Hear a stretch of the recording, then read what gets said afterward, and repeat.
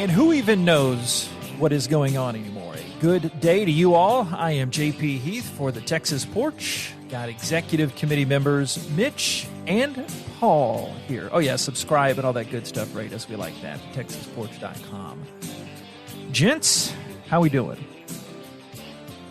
Doing well. Good? Yeah, no complaints. Okay. Just getting acclimated to the heat. It's hot, as if anybody needed to know that. Newsflash, it's hot in Texas in the summer. Breaking news. The story at 10 o'clock. It's been a while. It's been a while since you've allowed me on the show, and I really wanted to apologize to all my fans and tell them it's good to talk to them again. Yeah, Reasonable Mitch on Twitter for his very measured and concise political comments. Some would say reasonable. Yeah, some would say reasonable. It's been said that. It's been said. And Paul, I don't even know if you care for the publicity. Not that Mitch is a glory hound either, but Twitter, all that stuff, Paul's on it as FMS. What's your handle before I butcher it for a 19th time this season? FMHS Coach Dunham. Okay. So there we go. And yes, Paul coming up maybe has some inside insight on one of our stories. We're essentially talking, much to my chagrin, but it is the news of the week in Texas, kind of these pop-ups of the coronavirus that seem to be coming back. A lot of health officials predicting that. Then, of course, we have This Week in Texas Sports and History coming up. Kevin couldn't come on tonight. Josh messing around, helping out his kids. Jeez. And, family guy. Yeah, golly. Jeez. And decided to give Lamar the week off after his glorious appearances the last few weeks. But yeah, Mitch, now that you say that, your last one was episode 14, so the rare two-show absence from the Mitcher. Yeah, I've either been on strike because of some things I won't mention, or you haven't allowed me. You just pure and simple have canceled me because this is the cancel culture, and I know you're part of that. But I fought my way back. That's what I do. Mm-hmm. Well, it's kind of unspoken. Since you designed the website, I've got to give you a minimum number of episodes per month. It kind of helps out too. So it's contractual. Yeah. And you are cancelable, whatever that is. But all right. So wanted to do it in somewhat of a fun manner, but at least have a good discussion about this. But the coronavirus popping up yet again, not really a huge surprise that it would be coming back. I think sooner than a lot would have predicted, but Governor Abbott made his first address to the state in a while Tuesday.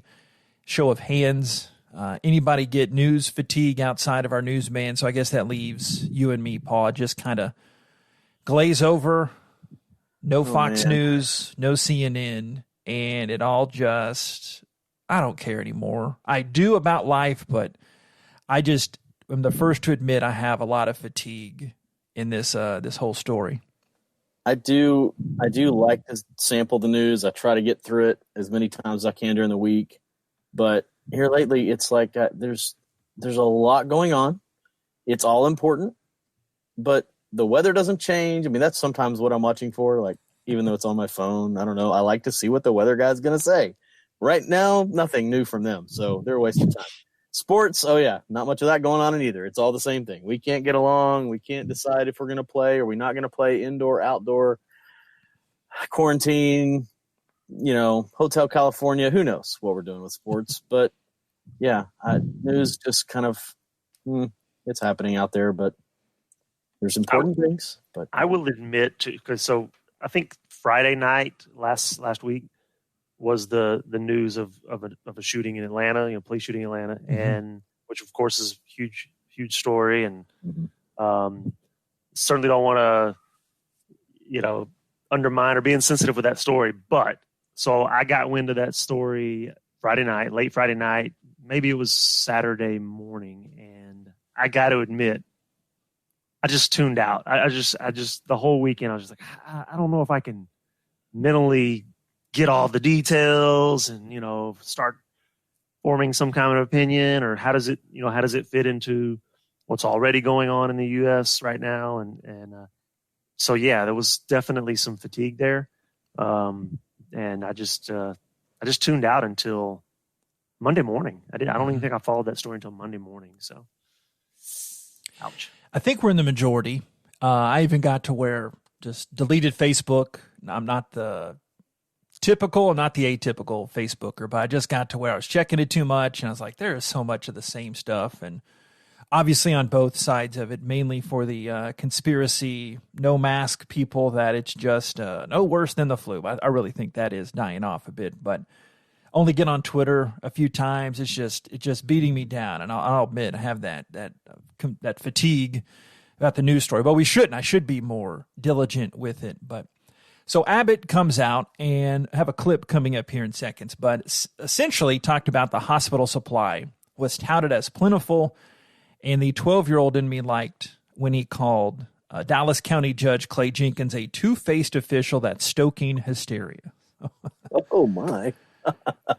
I didn't get the clip of that, but I read it. The greatness of the Texas Tribune, really liked them. But it can't be the best for political relations, leader of the second biggest county in Texas, getting called out by the governor. But that's up in y'all's neighborhood. I don't know if you heard about that, but Absolutely. There's kind of a little bit of a public war going on there. I think both have issued, press releases or public statements, to the other. So yeah, it's kind of a disaster. Yeah, the Open Texas people, from what I gather, really anti Clay Jenkins and anti. I mean, I would think around Sylvester Turner too, the mayor of Houston, for wanting to have masks, be cautious. I mean, that's kind of Captain Obvious opinion. Yeah, it seems like all along Jenkins has been highly critical of how things are handled at the state level, and but I think if I followed announcements and things along the way statewide, along the way, they have given some flexibility to individual cities and regions and counties and whatnot to make the decisions based on their location. But now the criticism back and forth, let's just say those two are not sending each other Christmas cards, I don't think. So, they're not buddies, nor were they before, but it started off rocky just a few months ago. But yeah, I don't know. I think it seems that there's just a real disconnect on what's the right thing to do. Where are we at with this? What do the numbers look like? Yes, we're spiking. Is it because of this? Is it because of that? I just don't know how to sort that out. I mean, it's a lot of stuff being thrown around, but I don't know what it all means. So here's some audio from Governor Abbott. He talks about Texans needing to stay home when they can. Mask, and hospitals. We are in the middle of a short period of time where all of us have to coexist with COVID-19. The reality is COVID-19 still exists in Texas. It exists in the United States as well as across the entire world. And this is going to continue to be the case for at least a few more months until we have medicines that are able to treat people who test positive for COVID-19, and until we have medicines that are able to prevent people from getting COVID-19. And remember this. Go back to March and April earlier this year, when there was a nationwide effort to slow the spread of COVID-19 so that we would be able to prevent hospitals from being overrun. Importantly, that goal has been achieved. Fewer Texans test positive for COVID-19 than residents of any large state in the United States. We have the second lowest death rate of the 25 most affected states in America. Only about 10% or even less of Texans who test positive for COVID-19 ever even need to go to the hospital in the first place. And when they do, there is a hospital bed there available for them to be treated. So, one of my favorite quotes, I'm not the most educated man, but I'm not the dumbest either. Mark Twain, there are lies, there are damn lies, and there's statistics. And you can make any stat say whatever you want. I saw a couple eyebrow raises from you, Mitch, in there. A reasonable Mitch. Your thoughts on the governor? Well, so I agree with the governor and many, I guess, on his many conservative types with regard to this, in that the the goalposts have certainly moved for some. Yes. Some have definitely moved the goalposts.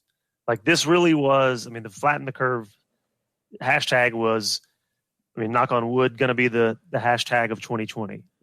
I don't know. Maybe that's already been superseded, but that was it. And it was about hospital beds and overwhelming the health,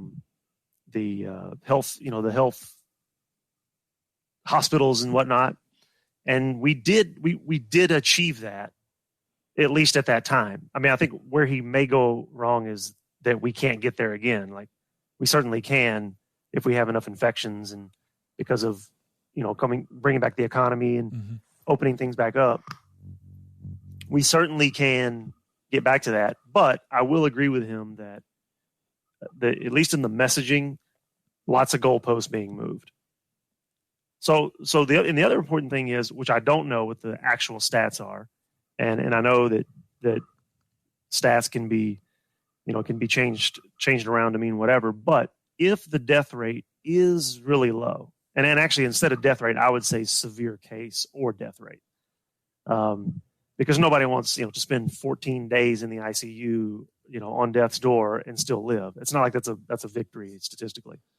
So if the severe rate and fatality rate are very low or relatively low, I see the case for definitely opening up. Now, mask wearing is a different story because I don't understand the rationale for not wanting to wear a mask or not wanting other people to wear a mask. So I sort of agree mostly and disagree some with Abbott. A couple of the stats, not to number whip people, but there is a 43% increase in hospitalization rate. And DSHS says about 15,000 hospital beds are still open, getting back to that metric that he was taunting and you were touting, I guess. He was touting and you were responding to. But I can't find at the click of the keyboard right now the severe cases. But, I mean, assuming... a lot happens when you assume, but I'm assuming it's going up. Paul, comments, thoughts?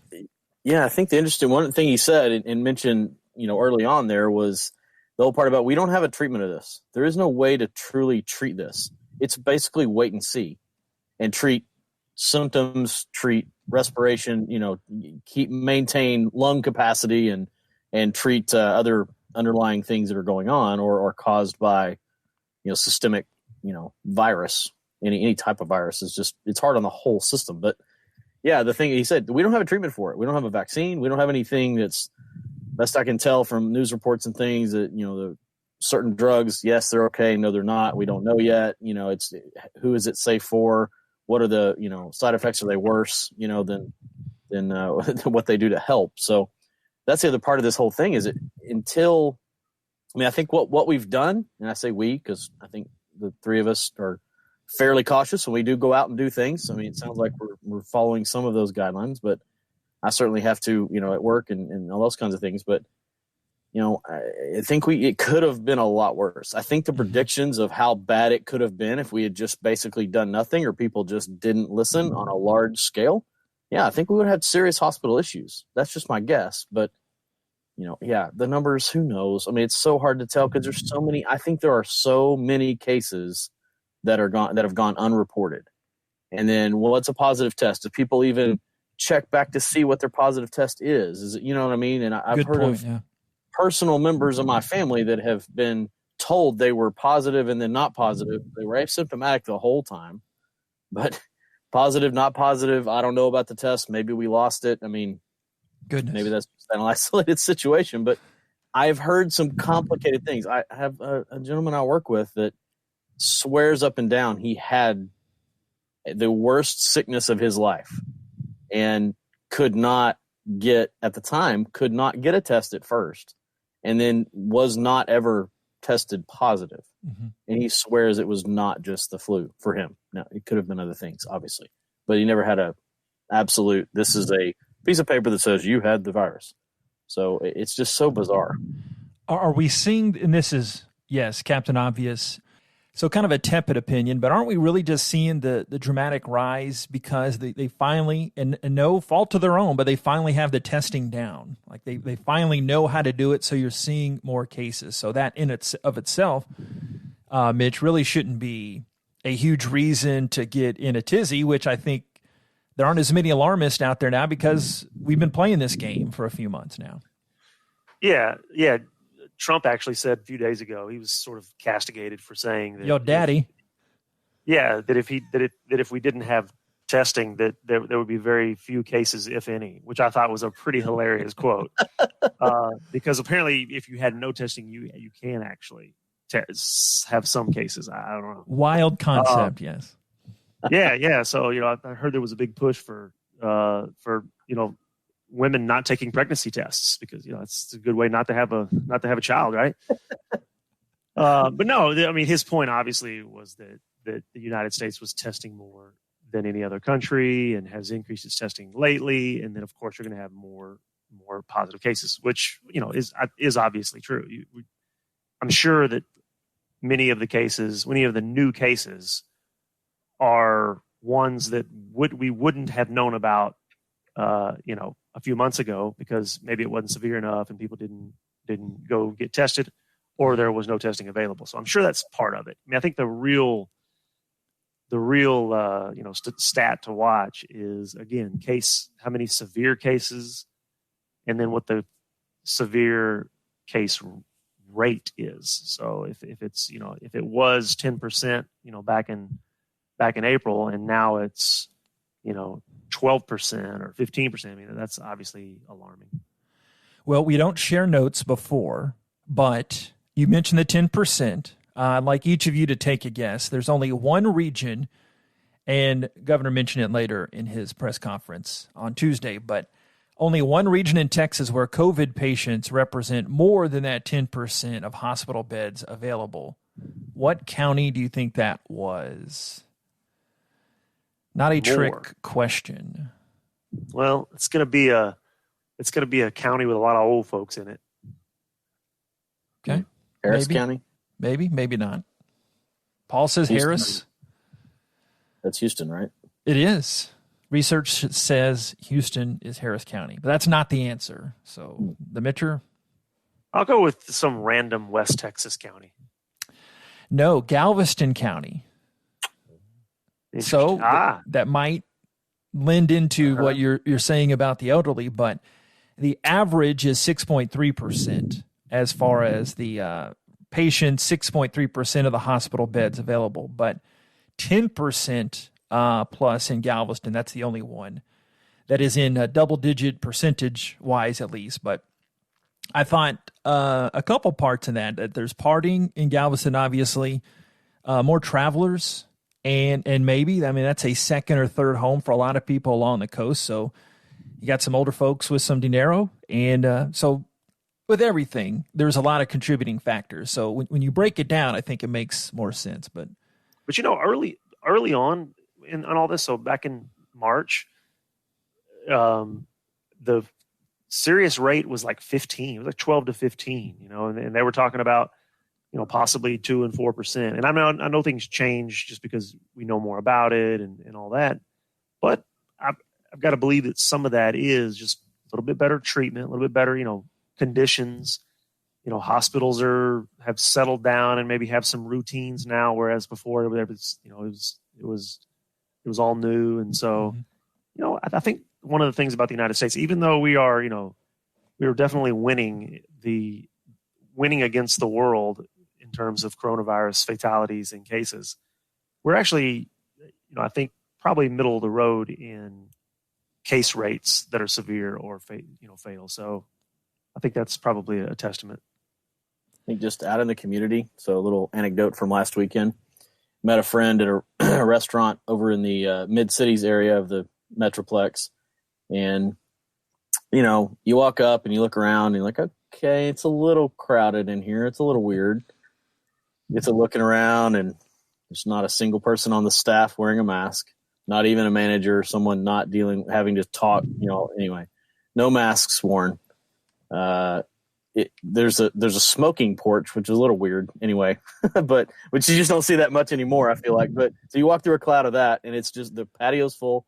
And then as the night got on, they're like, okay, oh, there's a live band. Oh, there's like a 12-person band playing tonight. No mask, 12-person band, tiny venue. The place is just elbow to elbow. Yeah. Yeah. So friend and I, we bailed. We went across the street to Chili's. Contrast, where a Texas-based company, Paul, Chili's. It is, yes, Brinker. So we literally drove across the highway to the Chili's, where it is every other table, booth, whatever, every 2 seats at the bar completely blocked off. Can't possibly sit anywhere near anybody. Now, there was not that many patrons either. I mean, there weren't people lined. Must have been a really good point, Mitch. Yeah, well, it was such a good point that we just totally cast him off of the show. I actually do have as far as mask wearing, was that me? That was you. Dang. We in around my parts, so Royce City, Rockwall area, there is virtually no mask wearing going on. I mean, I don't know, maybe 5-10%, but there's some areas where I go in and it's just there's nothing. But in terms of restaurants and businesses and stuff, there's no excuse. I mean, really, there's no excuse there. And so if I walk into a business or a restaurant and they're not wearing masks, especially in a restaurant, I'm like out. It's just, you can do better than that. I'm not eating in restaurants as it is. But if I'm going to get something to go, usually I'll skip those. So, and speaking of Royce City, sorry, but no. Royce City, I hate to dog my own hometown here, but excuse me, sir, that's your hometown or my current town? Okay. How about that? Come on, I'm sorry. Keep it real with the C town. Ooh, I thought Tigers never quit. No. You've got the Royce City Chamber of Commerce, kind of back in business. Things are happening again, and I mean they're posting all kinds of pictures and get-togethers, and they're all, elbow to elbow, no masks. And I mean, like, that's a terrible example to set for the city. Paul, before you were so rudely interrupted by technology, any tie of the bow on the Chili story? Just the complete contrast of the situation. Every staff member, every bus boy, everybody behind the bar or whatever was all wearing appropriate masks, felt a whole lot more comfortable. Yeah. And then it's just the social gatherings that are happening. I'm not gonna lie. Participated in an event for some students last night, and there was very little distancing going on. Yep. It's so weird because you get so comfortable, but yet if I go to the grocery store, I'm putting a mask on. Like, no doubt. If I'm going to Home Depot, I'm putting a mask on. Not a sponsor yet, but if I'm going somewhere, I'm putting it on. I have to wear it at work. I mean, it's but it's that public. Guilty. It's that public pressure. I'm the same way. Not a vidcast just yet. You can't see us on the YouTube just yet, but I'm guilty as charged too. I was telling, I think, you, Paul, about texting or calling. These days, I don't know the difference. Yeah. But going to church, it's like, well, I didn't wear it.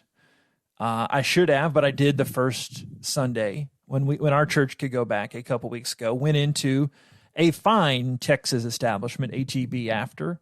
I took it. I took my Texas Rangers mask, and I was like, wore it some, didn't, and then put it back on. But it's that public pressure where you don't see everybody doing it. It's not an excuse. I think that is just a legitimate fact. And the businesses have caught that optic, if that's the right way to put it. And some do, and like Mitch mentioned earlier, most aren't, though, right now. Don't you think I think it's interesting because for me, like, the restaurants like Chipotle and, Starbucks and whatever, these restaurants that they were on it pretty early and they did a good job. They took all the seats out of their restaurants beforehand, before they were required to. And now when you go back in, like Chili's, you were saying, they all kind of take care of it. Don't you just sort of have a better feeling about that company? To me, it feels like it's going to work out down the line. So maybe they're losing a little business now because, some people don't want to have the awkward mask thing. But I kind of feel that it'll be better for me in the long run with those guys because they took care of business. Yeah, I think there's a lot of places closing. I saw some stuff this week. There's like some businesses are like nationwide giant companies are really hurting, like everything is. Of course, travel industry and all that. But yeah, I do feel better about taking part in whatever service it is that I'm going into an establishment for when they seem to be making the effort. They're obviously having to retrain their staff. They're having to rethink the way they do things. It makes me feel more comfortable. But again, there's some places I haven't walked out of anywhere, to be honest. I mean, places I have gone where it wasn't happening. I didn't necessarily turn around and walk out, but I don't know. When I go, just personally, when I go to a restaurant, I'm not wearing anything just because I'm obviously going to eat and drink. I mean, that's a bad excuse, but it should have. In that first establishment, it was so packed. It was bad. But why? What? Okay, again, not understanding life guy here, but so the governor pleads for Texans. Yeah, I know. It hasn't caught on yet, fortunately. But there's so many though. The governor says, "Hey, Texans, you need to stay at home when you can. Wear a mask when they go out." But Texans don't get penalties who don't wear the mask. I get that. I understand that. So it's a freedom issue, right? And it just the feeling of having it, but it's a simple act that you could help and save a lot of people. I know you've beaten this. It's very simple. And I feel more comfortable with let's say Chipotle, because they require their customers to have a mask on. So it's not only that they take care of business with their staff, but in order to get in that store, kind of like Costco, you must wear a mask. And for me, that makes me feel comfortable. That's good. It's like, oh, well, everyone's going to be doing it. I hate this thing. We all don't like it. But in terms of the public pressure, there is none. In fact, there would be pressure not to wear one. If you didn't wear one. So to me, it's all around. Like for the businesses, just do it. Just require it and do a good thing for all of us. Yeah. Go ahead, Mitch. Sorry, Paul. I wonder if once it gets back strong again in a negative sense, once more cases come up, like one article I heard, the darkest days are ahead of us. Like 60 to 70% of the people will get COVID-19. Maybe asymptomatic like most are, but they will get it. Is it fait accompli? Am I using that right? They just, shoulder shrug emoji. We're going to get it. So something's going to get me. Yeah. We got to go smoke and drink and have our queso. The predictions people were saying that though at the very, very beginning. I mean, there were some scientists and epidemiologists that were in January saying, first of all, it'll be here. Second of all, it's going to run through the entire population. So they were saying that because there is no vaccine. So it is a virus. It's just the way it works. And reality is that societies can't isolate for a long, long time. I'm actually surprised we did it for as long as we did. No, man, it's no worse than the flu. Come on, man. What are you talking about? Yeah, I think the real thing about it will be, because it is going to run through the population unless there's a miraculous, vaccine here in a month. Mm-hmm. But it's just going to be how bad is it? And if you have good treatment, good drugs to treat it, which is way more, it's way more plausible that we will have that than a vaccine. In fact, there's already some that are, in testing. If the treatment is there, well, then we're good. Then 75% of the population can probably get it and be okay. All right, Paul, involve yourself however you want to, but on the sports Roni side of things, Cowboys and Texans players test positive for the coronavirus, and in the least surprising headline in America, of course, Zeke Elliott is the first Cowboy that comes out. I felt so bad. I can tell y'all, hey, the listeners, I was like, of course. I told Josh, it's the most Cowboys thing ever and the most coronavirus thing ever for Zeke Elliott to be the first one that comes out, and he gets the SMU had 5 student athletes that tested positive. Again, all of this is inevitable. It's going to happen. If you just look at the epidemiological, hey, big word, I just said it. But if you look at that likelihood, it's not a surprise. U of H, Houston, Cougars had 5 or 6. High school programs, P. Diddy, are starting to suspend workouts. So on that front, again, we're all friends, right? I don't know why high schools were in such a rush to get going again. It just seemed like they had a little too much gumption to go. But this seemed kind of inevitable to me that when cases start coming up again, or is it going to be kind of a checkered board? It just depends on how many cases are at each spot. Now that I've kind of crapped on your whole profession, what do you think? And on a serious note, I mean, you have a very important job about keeping athletes healthy, but did they come back to it too soon, the UAL front? So I think here's the thing that we're up against as far as how decisions were made about how things were going to ultimately be carried out in our district. And I won't get too specific, but once the guideline, we had a plan in place, and once the actual guidelines were in black and white, it's something 6 pages or something of very, very specific, frequently asked questions for parents and coaches, like to look at and go, okay, what about this? What do we do if, and then how to physically set up a situation where whatever your facilities would allow, and you could bring in X number of kids, if you had X number of supervisors, trained coaches, and whoever, how to make that work for your situation, your program.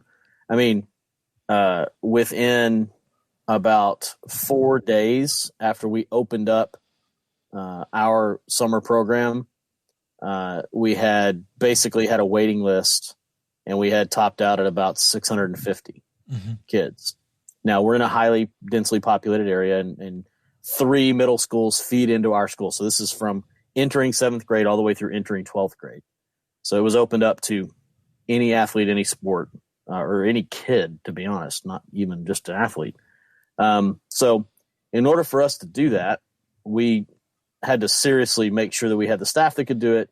We had the facilities that could do it. We were supported by our health, department in our district, and helping with that, guidelines on how to pre-screen. So every single kid has a pre-screen questionnaire every single day, and they are scanned with a temperature scan.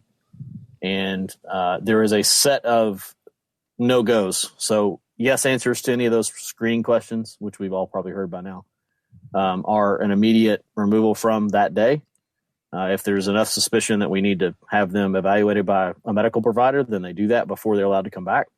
And then if there's anything that comes up during the actual day of working out, they are sent to a medical provider. And, we've had a few of those situations. Nothing related to a suspected COVID symptom. I can say that so far. So do y'all do tracing? Like, do y'all have to track everybody who comes in and out of there? Yes. So every group is assigned the same group, the same position on the field, the same location in the weight room, with the same staff, and they progress through the all the different stations that they're going to. Mm-hmm. So here's the what if is, okay, we have someone that is suspected. Obviously, those don't come back overnight, so it would be a thing where we could continue this if we were allowed to, by isolating the group that they were a part of. So it wouldn't have to mean the whole camp shuts down. It means we isolate that group. Until proven different, we would not allow those kids to return to those staff members. Sounds pretty responsible. Now it's herding cats. It's herding 700 cats every day with kids that haven't seen each other for the most part for 3 months. And that's tough. That's the hardest part, is when they're on their downtime. So they must bring their own water. They must bring their own mask. They have to wear the mask between stations. So not just, they don't have to wear it while they're exerting themselves. Wow. So that's the requirement as it was interpreted for us. Huh. So they do have to have it. They put it back on in between stations, and they stay socially spaced out at least 6 feet, if not 10, depending on where they're at. So that's a battle. 7th grade girls like to huddle up and talk. So do 7th grade boys. So do 12th grade boys and girls. So it's like, the whole spectrum but there. It's still, even if there are some violations in there, which when you get 600 kids together, you're going to have some stuff. Yeah. But I mean, my gosh, it sounds like y'all are going from, whatever, if transmitting, viruses is a 10. Y'all are taking it down to a 1. Like it's going to slow, it seems like a really responsible way to implement it. It's pretty cool little inside look there. And there are programs that have not been as successful that, and to be honest, may have even been more stringent, but just the nature of the beast. You can't control what people do and who they're socially around within their own family. You've got older brothers and sisters. You got younger brothers and sisters. You got kids that are going to daycare still. You've got parents that work out in their community. You can't control any of that, which is the whole reason that we can't, the word lockdown or stay safe at home and all that, it just isn't reality. I mean, yes, we can all do our part and all those things, but when you gather a group of people, no matter what, you have zero control over where they've been, who they've been around, which is the issue that the schools that have had to shut down, at least temporarily, in the Metroplex I can speak to for sure, they shut down because they can't, it takes time to figure out what the tracing, how deep the tracing needs to go. Who all have they been around? Are there symptoms, related to what's going on? Is it just random kid not feeling good? That kind of thing. But, and then once testing, so of course you got to catch up to the testing, which takes time. So that's the challenge. Am I in a safe space here? Yes. I think you are. Yeah, buddy. Into the safe space. Why do they need junior high to practice? Like, generally, not saying your campus. I asked this to Podcast Josh at lunch. It's like, hey, no offense, but because he has 2 8th grade daughters, what am I missing? And not female. I'm talking about male, female, 6th through 8th grade. Like, just go pick your nose and read your comic books. Like, why do they? Why do they need workouts? They're not going to go win state and throw the football over the mountains or volleyball over the mountains. Enlighten me. I really want to know. I can't speak for other programs. I can tell you, Mitch, you've got kids this age too, but like our situation is we want to coach them up as early as we can on proper lifting, on proper technique, safe ways to get sport related activity as early as possible. Developing those motor skills from a physiological standpoint is super beneficial to those kids. It prevents injuries going forward. Because a kid that knows how to grab a bar and do the proper Olympic lifts as a 7th grader, even though they can't fully do it, we do it with a PVC pipe first. Okay. And then a lighter bar and then a heavy bar. Anyway, but the purpose is to open it up to those kids so that, because those are our future athletes. I mean, those kids are the ones that are going to have their name on the back of the jersey at some point. Okay. So that's where, just speaking about us and from a general perspective, anything that is coaching a kid to move and getting a kid to move and enjoy an activity that could be a lifetime love for that activity from a health standpoint is great. I mean, nothing's, it's no contact or anything, of course. The other side of it that I didn't mention before is they relax the restrictions on sport related skill work as well. There's still no contact. It's still no contact with dummies or sleds or any of that stuff, but these kids are able to participate with their own coaches at their positions, coach them a certain number of hours per week. So you can see why that's beneficial because we didn't have a spring. Nobody has spring to do anything from a football standpoint or any other sport. We're only doing football skills. Volleyball has their own thing. Basketball has their own thing. But for what I'm involved with, that's why. So but I think the other thing too is don't forget that we're sort of in the middle or in the first of the A/B testing that's going to happen with this. So, I mean, they had to sort of know what was going to happen. Yes. And so they have to try it and implement these rules and then go, they're keeping a close eye on it. So, they're Good tracking point. everything pretty well. Yeah. And so if things really, if the S hits the fan, then I'm sure they'll, take it, draw it all back. Yeah. If this could not have worked, if we could not have done this and pulled it off and executed it well and kept people safe by following as best we can the regulations, it wouldn't go forward. Sports in the fall and who knows, winter and spring would not even be even a possibility if we couldn't make this work at the stage we're at with where the curve is and all of those things. And it won't work everywhere. I mean, let's just be honest. There's places that it just won't work for whatever reason.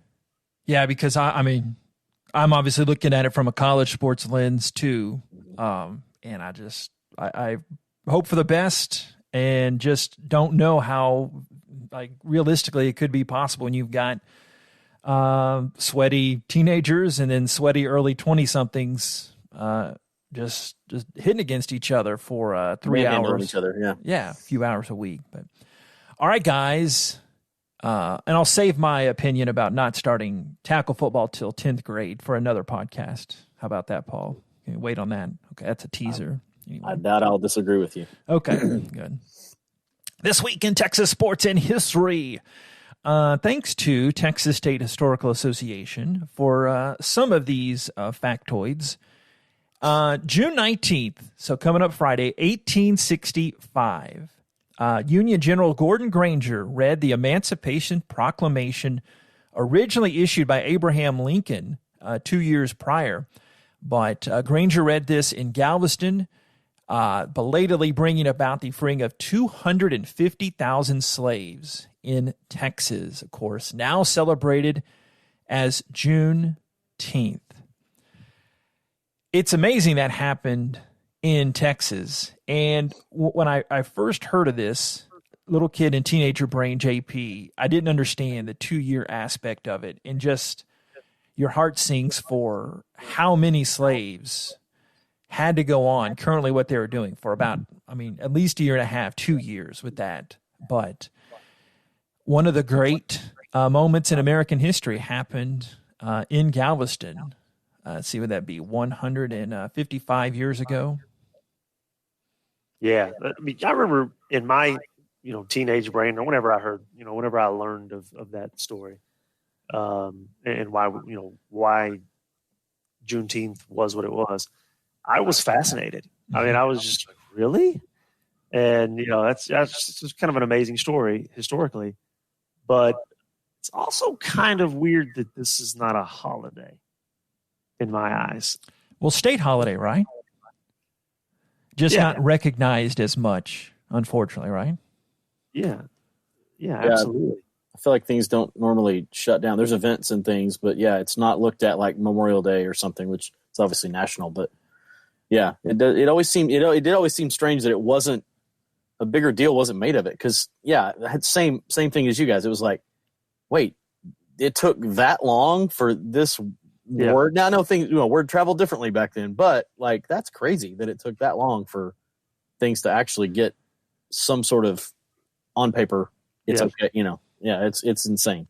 Can't put myself in that position fully, but it always was very odd to me that it took that was such a big deal. But it's kind of like, why did it take me this long to hear about this?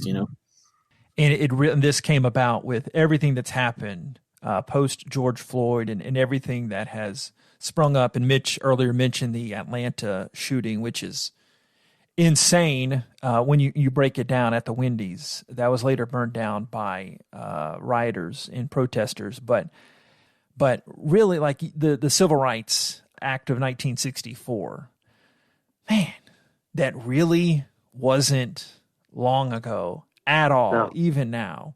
And no. I don't think I articulated this way. It may have just been in my head, but part of my white ignorance that has come is thinking, okay, well, everything ended. I knew bad stuff happened after 1964, and I'm sure there's prejudice out there, but really getting into early 40s brain now, thinking still, man, that was such a short time ago. In the 60s, and then going back to, like we mentioned earlier, in 1865 when Juneteenth originally came about. Just even that was not that long ago. We think about it that it's a long time, but it really wasn't. No. That's a generation. It's a couple generations, but people that were coming of age in that time are alive and well now. So it's still part of the the national consciousness in a lot of ways. So it's just yesterday. Mm-hmm. I was thinking about this the other day. Like, what is the things that are happening now and the movement that's taking place and the, all the things that are happening that are bringing to light and the changes that are being made. There's a lot of violence and all those things too, but the positive things that happen, what's that going to be looked at? Like, is this going to be considered a huge movement. And, you know, to be honest, of course, we hope it is. I mean, there's so many disparities, things that needed to have been addressed forever and ever and ever. But will our kids look back on this and study about this as something that was a huge deal? Oh yeah, I remember when first time I heard about this, I was a kid, but now this actually happened. Like, what's going to be written about this era going forward? I hope it's something positive. I hope there's enough positive to, you know, see true change and things like that. You know, it takes a lot of effort and things for that to happen, but I hope it does, you know? Yeah. And I see a note here, Mitch. 1979, Governor William P. Clement signed an act making Juneteenth a state holiday. That's where I remembered it because I read it earlier. And the first state-sponsored Juneteenth celebration took place in 1980. So looking at 40 years, it's been that. I just don't think it's recognized as much, probably across the board. It's just undersold a little bit then. I remember back in Commerce, when I was a kid, there being, you know, plenty of Juneteenth celebrations. Mm-hmm. I just never, you know, at that age, didn't fully understand why. Mm-hmm. So, yeah.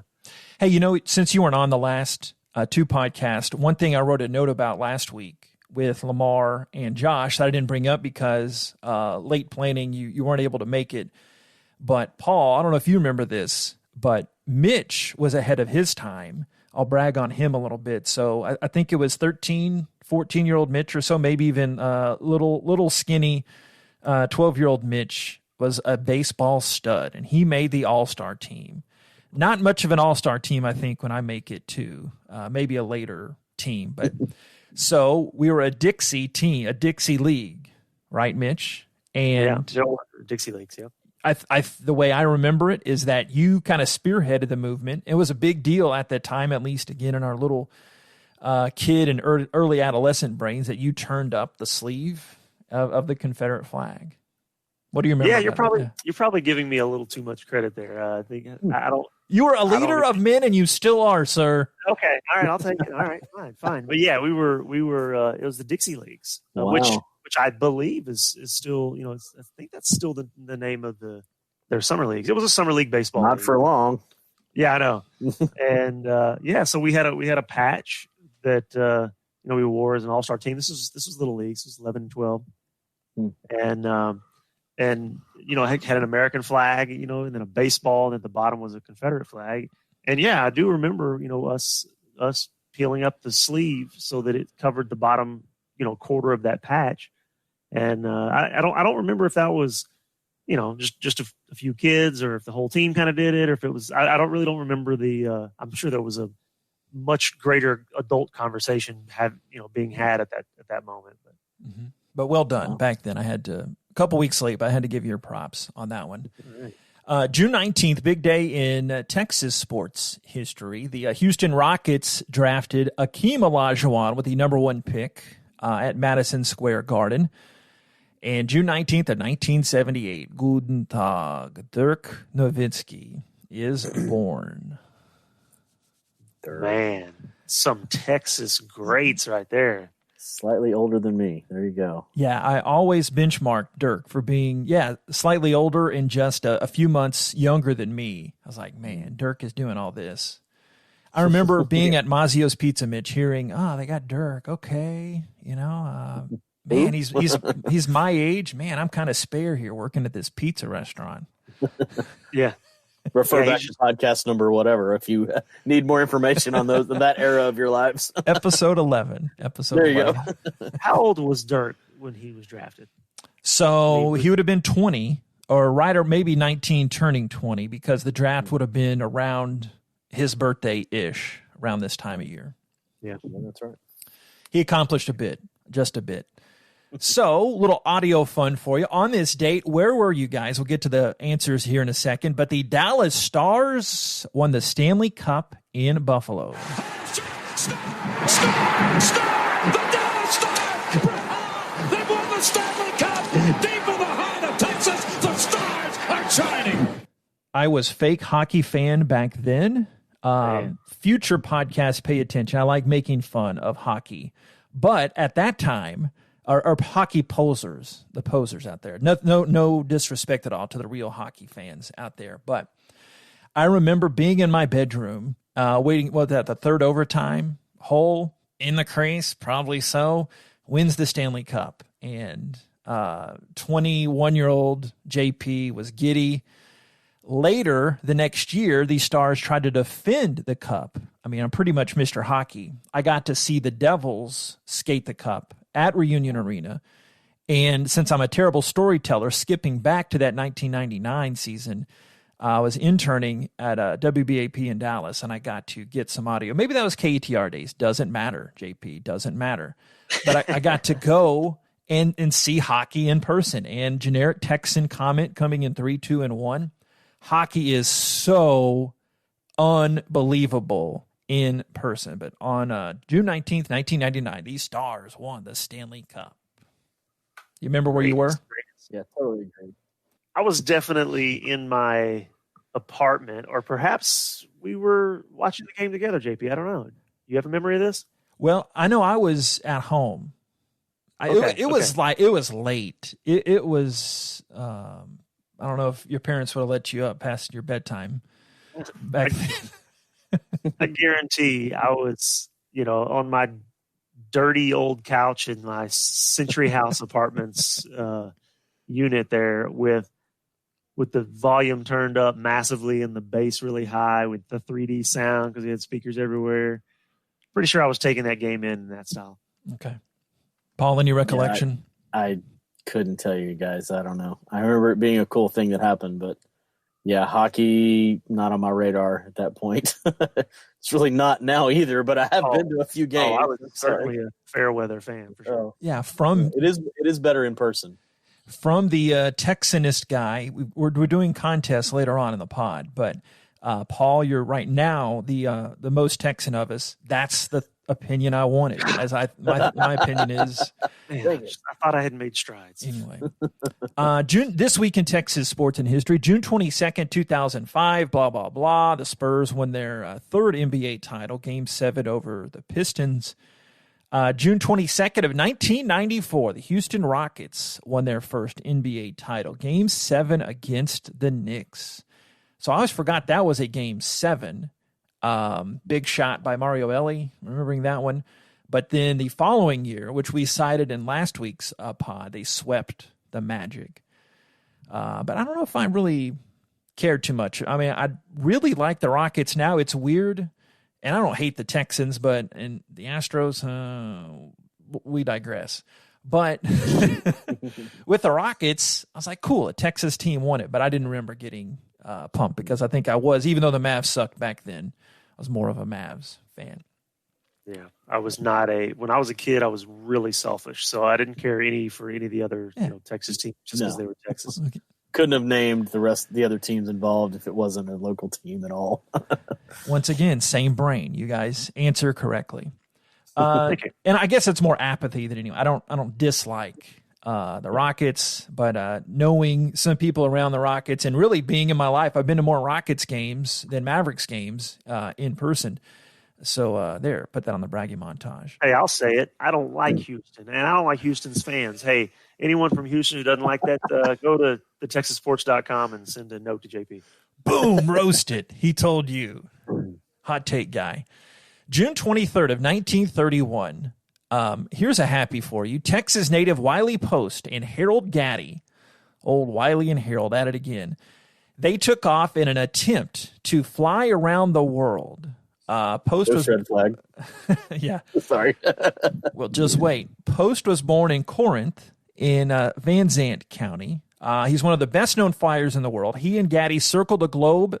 Paul, in your face, they did it in 8 days, 15 hours and 51 minutes. The route passed through the northern latitudes and was some 15,000 miles long. A couple years later, Post beat his earlier time by more than 21 hours. He's most famous, however, for piloting the plane in which he and humorous Will Rogers died in Point Barrow, Alaska in 1935. I knew there was a downside somewhere. The downside was coming. So. Yeah, in our short stints together, the way I weave these stories in. I'm not exactly Paul Harvey here with the way I spin a good yarn. Yeah. Of the story. All right. Texas birthday, June 23rd, 1979. LT, the great LaDainian Tomlinson, was born in Rosebud, Texas. I think top of my head. So far, great week in Texas. Yeah. Week.